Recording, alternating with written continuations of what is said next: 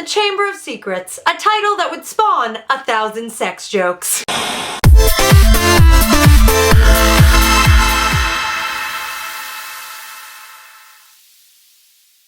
Hello everyone, and welcome back to my adult reread of Harry Potter. For those of you who didn't see my video about the Sorcerer's Stone, which I'll leave a link in the bottom bar below, I am an adult who has reread Harry Potter many times in her life. However, this is the first reread that I would consider my adult reread. I'm very excited to talk about Chamber of Secrets because Chamber of Secrets has always been one of my favorite Harry Potter books, and the film adaptation was also one of my faves. So first off, I told you guys in my last video that I would keep you updated on what character I feel the most pull towards during this reread, and last time I said that it was Harry Potter himself, whom I have never really, deeply related to before, and I gotta tell you guys, after reading Chamber of Secrets, I'm still feeling the most pull towards him. I think I understand his sense of, feeling very overwhelmed and feeling a really great sense of responsibility, so who would have thunk it? I relate to Harry Potter. The next thing that I want to talk about is J.K. Rowling's wonderful comedic talents, because I forgot just how unbelievably hilarious the mandrakes are. For example, in March, several of the mandrakes threw a loud and ruckus party in Greenhouse 3. This made Professor Sprout very happy. The moment they start trying to move into each other's pots, we'll know they're fully mature, she told Harry. I don't know if I felt the full impact of that joke as a kid. I'm sure I did when I was reading it in my teens, but oh my gosh, comedic gold. Next thing that we have to talk about is our beloved Dobby, the house elf. You know, we all think of Dobby very fondly. He's a very lovable character. Who doesn't love Dobby?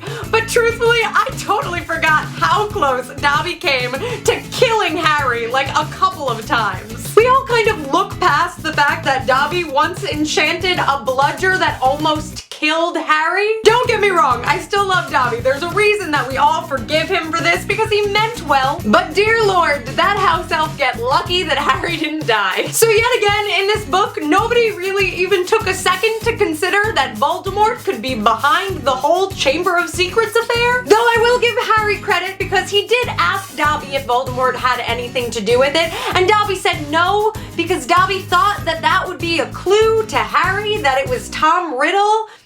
Thanks, Dobby. I'm really excited to talk to you guys about this next topic because it's definitely something that during my adult reread is the first time that it's really hit me hard, which is the whole social commentary of the pure blood, mudblood, muggle-born whole situation that is just so amazing, because at the time these books were still very much geared towards children's books. Obviously so many other demographics were reading them, but as the books go on later they definitely get darker and become more adult, but this is only the second book, so you wouldn't expect such a strong social issue to be underlying it. And this is one of the biggest issues that Harry Potter deals with, and it pushes the plot so supremely forward. I mean, Voldemort is doing what he's doing a lot of the time to get rid of anybody that's not pure blood, and basically to torture people that aren't. This is something that is obviously so relatable to so many people. It is extraordinarily relevant in day-to-day life. And I just appreciate J.K. Rowling's messages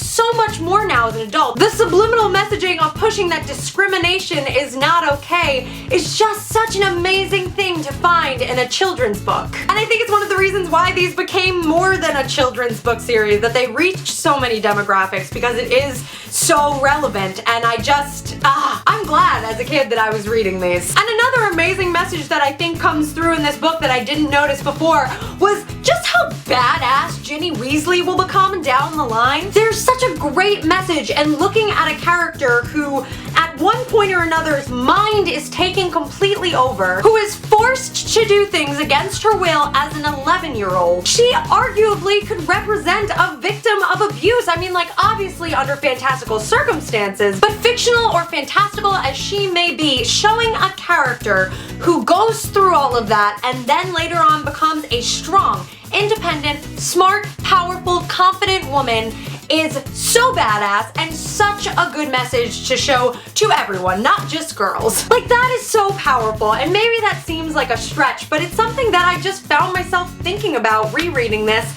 and again being like, J.K. Rowling, I love you. And moving on to a lighter topic, I want to talk about Professor McGonagall, because man, the shit that she has to put up with. I have always loved Minerva McGonagall with all of my heart, but I that woman. Like one day someone just swoops in and is like, whoops, well, the governor's voted Dumbledore out while there's a mass murderer going around who's petrifying your students, but you're gonna have to go and find them now. And by the way, they probably have an enormous mystical creature of great power that we don't know what it is accompanying them.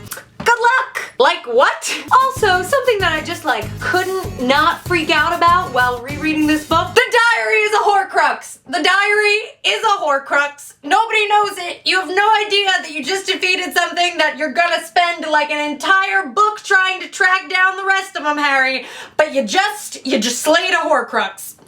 The diary's a horcrux. Not to mention this little conversation that happens between Harry and Dumbledore. Unless I'm much mistaken, he transferred some of his own powers to you the night he gave you that scar.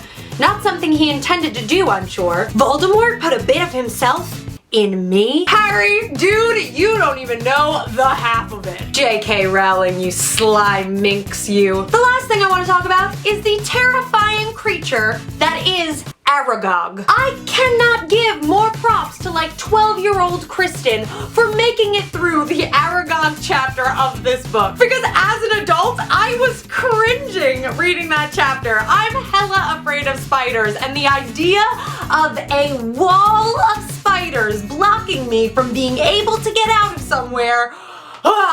Nope, nope, nope. I hate him. And wrapping this up, it's time to just do our roundup questions, which are questions that I'm going to be answering about each book in the series. Favorite chapter? The Death Day Party. Still my #1 scene I wish had made into the films. Favorite quote? Amazing, amazing. It's just like magic. Favorite character? It has to be Dobby the house elf. Who else? Favorite spell? Expelliarmus. And favorite beast? It's a tie between Fawkes the Phoenix, who I love, and the Mandrakes because they were just so hilarious. Thank you guys so much for watching this video. If you liked it, be sure to hit that thumbs up button and share it with a friend. We are also in the middle of Vlog Every Day in April right now, so be sure to hit that subscribe button so that you'll get notifications of when I'm uploading. Here are all the other lovely places that you can find me. I'm all over the interwebs, and you should check out my Patreon page, which helps make these videos possible. I love you guys, and it's now time for me to meet the prisoner of Azkaban.